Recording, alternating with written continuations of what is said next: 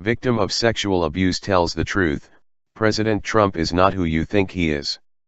Elder Patriot, during the campaign the mainstream media worked overtime painting Donald Trump as an abusing womanizer.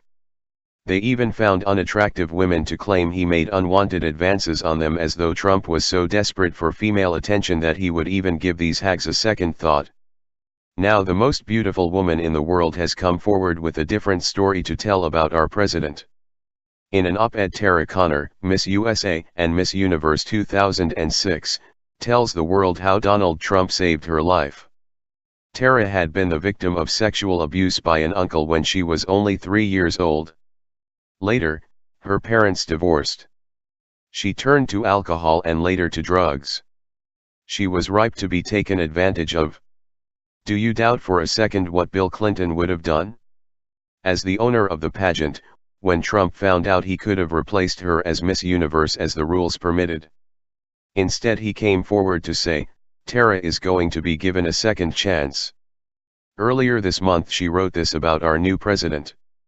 It was 10 years ago that I got out of treatment. I will always be profoundly grateful. He saved my life and, essentially, made me great again. Trump has never forgotten Tara's journey from addict to recovery, and he is determined to prevent others from becoming addicted and saving them if they have. Tara laid out what is driving President Trump's actions. There are 22 million Americans who suffer with a substance use disorder. Only 1 in 10 of them has the opportunity to receive treatment for addiction. Untreated addiction costs the U.S. economy $442 billion a year, twice what is spent on diabetes. Sadly, we lose 350 American lives each day to this domestic crisis, which now steals more youth from us than car accidents or guns.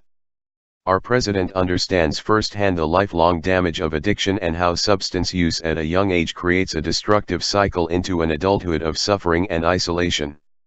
He has often courageously spoken publicly about how his brother Freddie lost his battle with alcoholism and died in 1981.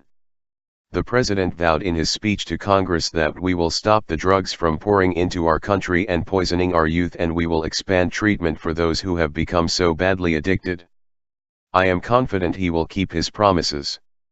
The president should also know that I am committed to supporting him in any way that I can. It is the least I can do considering what he did for me.